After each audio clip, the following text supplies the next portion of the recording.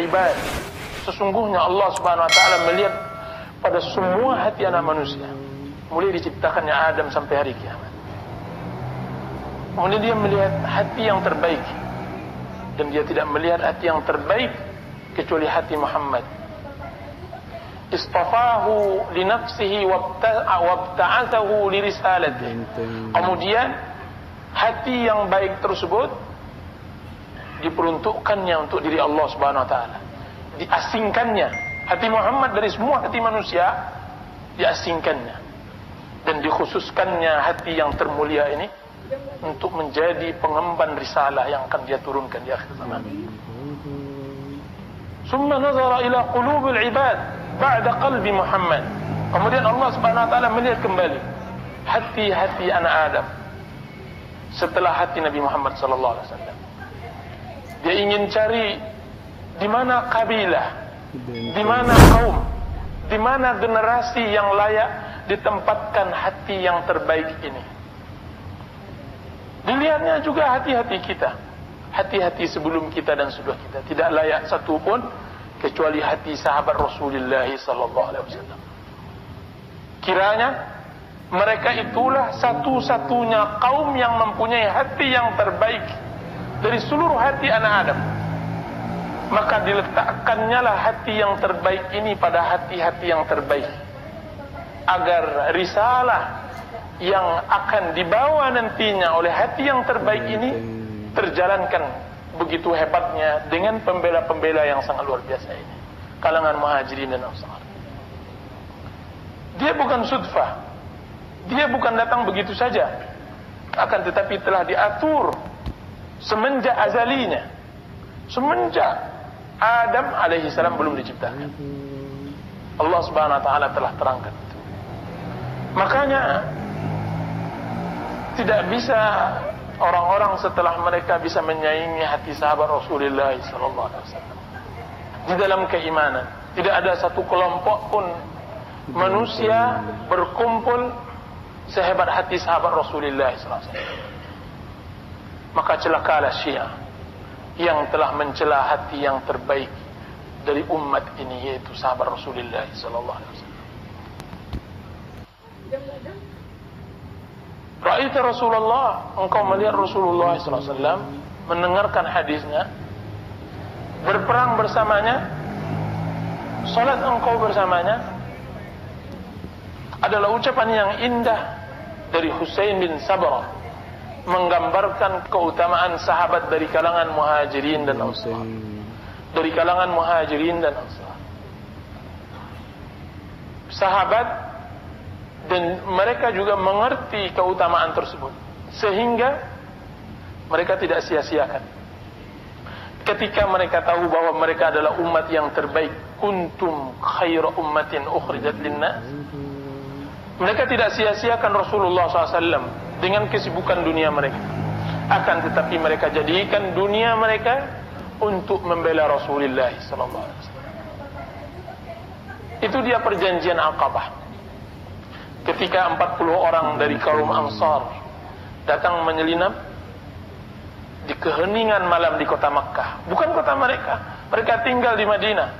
Akan tetapi ada pertemuan khusus, pertemuan rahasia yang tidak boleh didengar oleh orang Quraisy antara Rasulullah sallallahu alaihi wasallam dengan orang Ansar, orang-orang yang telah menyatakan diri mereka muslim di hadapan Rasulullah sallallahu alaihi wasallam sebagai persiapan perpindahan dari kota Makkah menuju kota Madinah. Apa yang terjadi? Yang terjadi, Rasulullah SAW duduk dikelilingi oleh orang-orang Ansar. Sudah itu, sebelum Rasulullah SAW berbicara, datang salah seorang Ansar, dan dia adalah yang terkecil umurnya. Dia mengatakan, mahlan ya Ansar, tunggu sebentar wahai Ansar. Sesungguhnya baiat kalian kepada orang ini, yaitu kepada Muhammad, tahukah kalian dampak yang kalian akan rasakan? Bahwa baiat kepada orang yang berada di sebelah kalian ini berarti konsekuensinya akan terbunuh orang-orang terbaik di antara kalian. Konsekuensinya kalian akan dijadikan sebagai sasaran empuk bagi seluruh orang Arab. Kalian sendirian. Konsekuensi dari berbaiat pada malam hari ini, kalian beringsut-ingsut, kalian datang diam-diam ke tempat bai'ah Aqabah ini, berarti kalian harus rela mengorbankan harta bahkan jiwa. Kalau seandainya kalian rela dengan segala konsekuensinya, maka bai'atlah bagi kalian surga. Akan tetapi kalau seandainya kalian tidak sanggup, sesungguhnya dia lebih menerima uzur kalian hari ini daripada nantinya. Adakah ucapan yang lebih baik dari ucapan sahabat yang mulia seperti ini? Kalau seandainya kalian menerimanya sebagai konsekuensi, maka baiatlah dia. Sesungguhnya dengan berbaiat kalian dengannya, kalian akan mendapatkan surga. Akan tetapi kalau seandainya kalian tidak bisa menerimanya, kalian tidak sanggup menerima orang-orang terbaik, kalian akan terbunuh, harta dan jiwa kalian akan hilang, dan kalian akan dijadikan makanan dan umpan yang lezat bagi orang-orang dan kabilah-kabilah Arab seluruhnya. Maka dari mulai hari ini kalian menunjukkan uzur. Katakan kepada Muhammad, ya Muhammad, kami tidak sanggup. Carilah kaum lain, carilah kabilah lain, carilah ansar lain. Kami tidak sanggup untuk menahan penderitaan setelah kami membela engkau. 40 orang tersebut dengan hati satu mengatakan, kami rela wahai fulan untuk berbaiat kepada Rasulullah. Semenjak itulah mereka mengerti bahwa Rasulullah SAW adalah segalanya dalam kehidupan mereka. Sebagaimana itu terpatrikan di dalam hati mereka. Terpatrikan. Umar mencoba agak jujur kepada dirinya di hadapan Rasulullah SAW. Dia mengatakan, ya Rasulullah, demi Allah saya mencintai, sesungguhnya aku mencintai engkau ya Rasulullah melebihi semuanya. Kalau seandainya ada tawaran engkau dengan yang lainnya, saya akan pilih engkau kecuali diriku ya Rasulullah.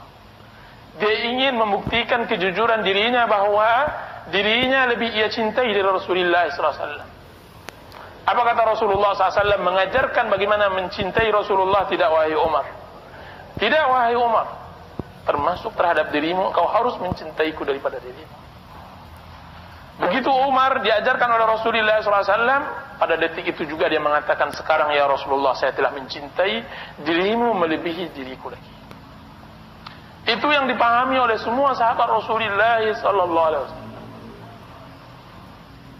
Dalam ucapannya yang sangat masyhur, selalu disebut-sebutnya ketika kalangan sahabatnya, la yu'minu ahadukum hatta takunu hawahu taba'an lima jitu. Tidak akan beriman salah seorang kalian sampai hawa nafsunya mengikut dari semua yang aku bawa. Dalam riwayat ini disebutkan tidak akan beriman seseorang sampai dia lebih mencintaiku dari dirinya, orang tuanya, bahkan semua manusia. Jadi cinta kepada Rasulullah SAW telah ditanamkan sedini mungkin oleh Rasulullah SAW kepada para sahabat. Dan itu terbukti bagaimana gundahnya Ansar. Dan dia Ansar yang telah membela Rasulullah SAW pada semua peperangan. Yang disebut Ansar, dia adalah pembela. Pembela di saat orang tidak membelanya. Pendukung di saat orang lari darinya. Dialah Ansarul Rasulullah SAW. Wuzara'uh, Perdana Menterinya. Ketika Fathu Makkah, penaklukan kota Makkah, Rasulullah SAW telah mengumumkan pengampunan kepada seluruh kaumnya bahwa mereka dibebaskan, tidak ditawan. Kelihatan juga oleh para Ansar bahwa Rasulullah SAW juga membagikan harta ghanimah Hunain ke seluruh sahabatnya yang orang-orang di Mekah, sedangkan Ansar tidak diberi sedikit pun oleh Rasulullah SAW. Tidak diberikan oleh sedikit pun oleh Rasulullah. Setelah itu berkumpul 2 orang Ansar, 3 orang berbisik-bisik. Datanglah was-was syaitan di kalangan mereka. Apa yang terjadi? Lihat, mereka berbicara sesama mereka. Lihat, Rasulullah SAW telah berpihak kepada kaumnya. Rasulullah SAW membagikan harta Hunain, ghanimah Hunain, bukan kepada kita sama rata. Padahal tahu, yang pertama kali lari berperang dari perang Hunain adalah orang-orang Mekah. Siapa yang dipanggil oleh Rasulullah SAW ketika semuanya lari? Ansar. Tiba-tiba Rasulullah SAW tidak membagikan harta ghanimah kepada kita. Benar kiranya Rasulullah SAW berkeinginan untuk menetap di Mekah. Jadi kepedihan mereka, keinginan, sangkaan mereka bahwa Rasulullah SAW berkeinginan tinggal di kota Mekah lebih pedih lagi daripada ketidakdapatan mereka dari harta ghanimah yang tidak dibagi kepada Rasulullah, yang tidak dibagikan oleh Rasulullah SAW kepada mereka. Tidak tahan Sa'ad bin Ubadah mendengar hal itu, dia datang kepada Rasulullah SAW. Ya Rasulullah, sesungguhnya Ansar berbicara tentang engkau dengan sesuatu yang menyakitkanku, tentang pembagian harta ini. Di mana engkau wahai Sa'ad?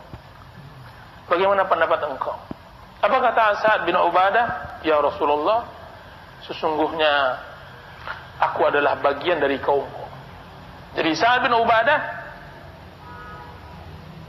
dia berterus terang dengan Rasulullah SAW bahwa dia adalah bagian kaumnya. Alasan yang disebutkan dan dikemukakan oleh kaumnya juga dia terima. Akan tapi dia tidak suka itu menjadi bahan ceritaan di belakang Rasulullah SAW. Dia lebih suka terus terang. Biarlah Rasulullah SAW marah besar kepadanya. Yang penting Rasulullah telah disebutkan buruk. Dia sampaikan ke hakikat sebenarnya. Kalau begitu wahai Sa'ad, kumpulkan Ansar. Kumpulkan Ansar. Jangan biarkan seorang pun selain dari Ansar masuk. Saya ingin berbicara dengan Ansar. Kumpul Ansar di sebuah kemah yang sangat besar. Ribuan orang dari kalangan Ansar hadir. Setelah berkumpul, datanglah Sa'ad bin Ubadah. Ya Rasulullah, telah berkumpul semuanya. Okay. Masuk Rasulullah SAW, kemudian dia mengatakan, Ya ma'asyara Ansar, wahai sekalian Ansar, ucapan apa, desus-desus apa yang aku dengar dari kalian? Kemarahan apa yang membuat kalian benci terhadapku? Bukankah aku temukan engkau wahai Ansar dalam keadaan bercerai-berai, kemudian aku satukan kalian? Bukankah aku temukan wahai Ansar kalian dalam keadaan miskin, kemudian Allah kayakan kalian melalui perantaraku? Bukankah aku dapatkan kalian di dalam keadaan sesat, kemudian Allah tunjukkan kalian melalui perantaraku? Semuanya mulai tertunduk, semuanya mulai terdiam. Apa kata Rasulullah SAW? Kenapa kalian tidak menjawab? Kenapa kalian diam?